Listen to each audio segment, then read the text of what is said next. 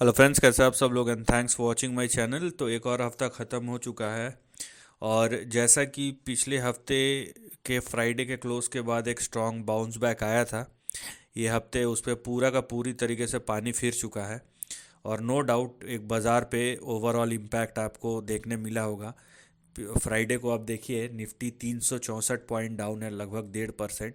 और क्यूमुलेटिवली एक हफ्ते में 1115 पॉइंट डाउन है, लगभग 4.5%। वहीं बैंक निफ्टी शुक्रवार को 816 पॉइंट डाउन है, लगभग 1.6%। और 5% आपका वीकली बेसिस पे 2683 पॉइंट। अब यहाँ पे देखिए, अब थोड़ा सा एवरेज ख़राब होना शुरू हो गया है, क्योंकि मंथली बेसिस पे जो पिछले हफ्ते ये 4% का यहाँ पे अपसाइड था, वो घट के 1% ही रह गया है निफ्टी में। वहीं बैंक निफ्टी अच्छा परफॉर्म कर रहा था, वो तो और नीचे चले गया, आप देख सकते हैं।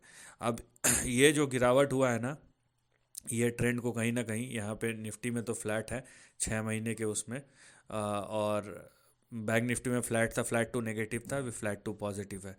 तो ये हफ्ते का गिरावट ये अच्छा नहीं है, क्योंकि ये मंथली प्राइस एक्शन को बिगाड़ चुका है। लेकिन इसके विपरीत मैं आपको एक और इंडिकेशन और एक और चीज़ दिखाऊंगा, जहाँ जो आपको ये इंडिकेशन देगा कि ये प्राइस के गिरावट के पीछे की वजह क्या है और हमें किस चीज़ से सतर्क रहना चाहिए। क्योंकि कुछ चीज़ें लेवल्स के बियॉन्ड जाती है। लेवल से बाउंस बैक आया, वो एक नॉर्मल सिनारियो होता है। लेकिन अगर कुछ अनहोनी हुई तो चीज़ें लेवल्स के बियॉन्ड जा सकती है। इस बात का आप ध्यान रखिए। तो चलिए शुरू करते हैं। तो बैंक निफ्टी यहाँ पे है 1.6%, निफ्टी ऑटो 2.13%, उसके बाद F M C G 1%, Nifty I T 2.63%, उसके बाद मीडिया 1.7%, मेटल 1.83%, फार्मा देखिए यहाँ पे ये डिफेंसिव सेक्टर होने के बावजूद भी लगभग लगभग 0.86%। पी एस यू बैंक्स की अच्छी पिटाई हुई 2.65। सबसे ज़्यादा रियल्टी इंडेक्स की लगभग लगभग 4% के आसपास। Oil and gas 1.65। तो सबकी लंबी चौड़ी पिटाई हुई है। 3-3% इंडेक्स अगर गिरे गिरे हैं, तो आपको ध्यान रखना चाहिए कि स्टॉक्स की किस तरीके से पिटाई हुई होगी। ठीक है, तो ये अच्छा साइन नहीं है। अब पहले मैं रीज़न बताऊं या चार्ट दिखाऊं? चलिए पहले चार्ट देखते हैं, उसके बाद मैं रीज़न की बात करूंगा। तो ये रहा आपका निफ्टी का चार्ट। अब यहाँ पे ये जो हरा लाइन था, ये 200 डे मूविंग एवरेज है। अब ये 200 डे मूविंग एवरेज के नीचे क्लोज हुआ है, जो कि 200 डे मूविंग एवरेज है 23,832। क्लोज जो हुआ है 23,627 के नीचे। अब यहाँ पे दो पोटेंशियल सिनारियोज़ है। सिनारियो नंबर वन, यहाँ पे मैं अगर एक लाइन खींचता हूँ, ये देखिए, तो यहाँ पे आपको दिखेगा कि निफ्टी जो है ये अपने सपोर्ट के आसपास है। इसका मतलब है टेक्निकली निफ्टी आज जैसे ही मंगलवार हो, सोमवार हो, बुधवार हो, जब भी 23,290 या 23,300, 23,230, 290 या 23,300 के आसपास आए, तो वहाँ से बाउंस बैक आना चाहिए। ये पहला कंडीशन है। बाउंस बैक कहाँ तक आएगा? तो क्योंकि हम अगले हफ्ते के बारे में सोच रहे हैं, और यहाँ पे जो मूवमेंट होगा वो लिमिटेड होगा। तो 23,290 या 23,300 के आसपास अगर यहाँ पे बाउंस बैक आया, तो फिर से निफ्टी 24,880 और 25,150 इस रेंज में जा सकता है। ये एक पॉसिबिलिटी है कि यहाँ पे सपोर्ट ले। लेकिन अगर यहाँ पे सपोर्ट नहीं लिया, 23,290 के नीचे गया, तो और करेक्शन होगा। ये भी आप ध्यान रखिए। ये पहला चीज़ है। अब चलते हैं हम निफ्टी बैंक की ओर, और वहाँ पे देखेंगे कि क्या हो रहा है। निफ्टी बैंक वैसे गिरा नहीं है। निफ्टी बैंक अगर आप देखेंगे, निफ्टी जैसे करेक्शन में, निफ्टी बैंक एक रेंज में, आप देख रहे हैं ना, ऊपर नीचे जा रहा है। तो निफ्टी बैंक का अगर हम नियर टर्म चार्ट देखते हैं, ये बनस्पत निफ्टी के ये ज़्यादा स्टेबल है। लेकिन वो स्टेबिलिटी कब तक टिके रहती है, ये बात की बात है। तो निफ्टी बैंक अगर हम चार्ट देखते हैं, तो इस तरीके का आपको चार्ट दिखेगा निफ्टी बैंक में। यहाँ पे देखिए, यहाँ पे तो एक पूरा का पूरा आपको रेंज दिख रहा है, और ये रेंज बहुत ही मतलब सिंपल सोबर, और आपको दिखेगा कि हाँ इस रेंज पे आप रिलाई कर सकती हैं। तो जहाँ पे निफ्टी जो है अपने 200 डे मूविंग एवरेज के नीचे क्लोज हुआ है, बैंक निफ्टी अभी तक वैसा किया नहीं है। और यहाँ पे बैंक निफ्टी का जो सपोर्ट या स्टॉप लॉस है वो है 49,668। यहाँ से आप एक्सपेक्ट कर सकते हैं कि बैंक निफ्टी जो है एक बाउंस बैक दिखावे। ठीक है, तो चाहे निफ्टी हो या हो बैंक निफ्टी, इन ये दोनों ही ये अपने सपोर्ट के आसपास है।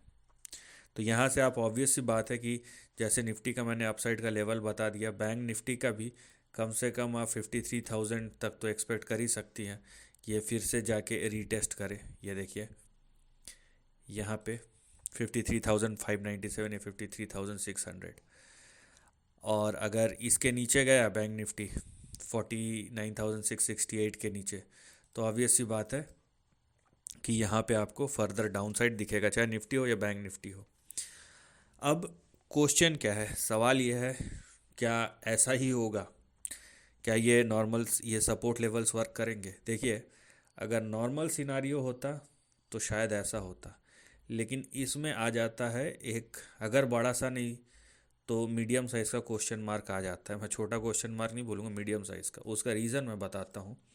उसके लिए हमें देखना पड़ेगा dollar index, mother of all indicator समझ लीजिए, और ये है डॉलर इंडेक्स का चार्ट। ठीक है, आप यहाँ पे देखिए कि डॉलर इंडेक्स में क्या हुआ है, और उसका सीधा इम्पैक्ट आपको इक्विटी मार्केट में दिखेगा। ये पता सबको रहता है, बताता है कोई नहीं है, और कभी कभार बता दिए, लेकिन बताना चाहिए ये न्यूज़ चैनल्स में भी, एंड और कंटिन्यूस बेसिस पे बताते हैं, लेकिन शायद हमारा ध्यान नहीं रहता है। ऐसा नहीं है कि नहीं बताते हैं, लेकिन हमारा ध्यान नहीं रहता है। लेकिन एनालिसिस पार्ट जो है मैं उसकी बात कर रहा हूँ, एनालिसिस करके बताना चाहिए, ना कि लेवल्स, क्योंकि लेवल्स हर किसी के समझ में नहीं आते हैं।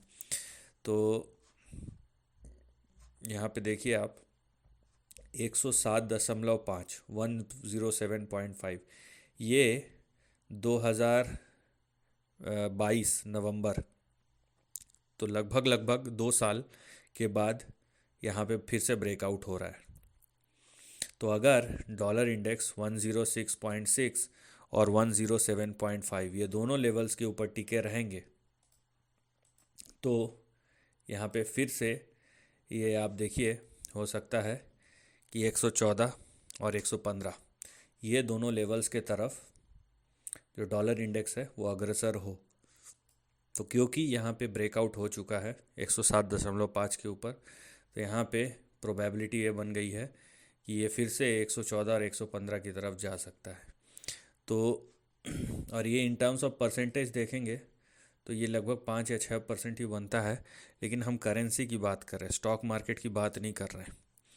इसीलिए ये आपके प्रोबेबली जो शेयर मार्केट इंडेक्स है उसमें रिफ्लेक्ट होगा। अगर 5% से करेंसी ऊपर जाता है तो जो भी सपोर्ट मैंने बोले हैं वो शायद काम करे, या अगर ऊपर जाता है तो ज़्यादा प्रोबेबिलिटी ये है कि शेयर बाज़ार में गिरावट सपोर्ट लेवल के नीचे भी होती हुई दिखाई दे सकती है। तो ये प्रोबेबिलिटी की बात है, लेकिन एक चीज़ तो क्लियर है, आपको अलर्ट हो जाना है। और ख़ासकर जो डॉलर इंडेक्स है वो कहीं से भी आपको अच्छे साइन नहीं दे रही है अभी तक। तो अगर अचानक से गिरावट आ जाए तो दूसरी बात है, लेकिन डॉलर इंडेक्स का इस तरीके से बढ़ना ये एक अच्छा साइन नहीं है। और इक्विटी मार्केट में सपोर्ट काम करेंगे नहीं करेंगे ये इस पे डिपेंड करता है कि डॉलर इंडेक्स अब कैसा मूव करेगा। अगर ये और ऊपर जाता है तो आपको फर्दर करेक्शन देखने मिलेंगे, नहीं तो निफ्टी बैंक निफ्टी एक बार तो सपोर्ट के पास होल्ड करेगा। लेकिन अगर आप उसमें पार्टिसिपेट करते हैं और अगर वो ट्रैप होता है तो वहाँ पे प्रॉब्लम बढ़ सकता है, जिसको आपको ध्यान में रखना है। So stay alert. So this is the end of the video. Thanks for watching.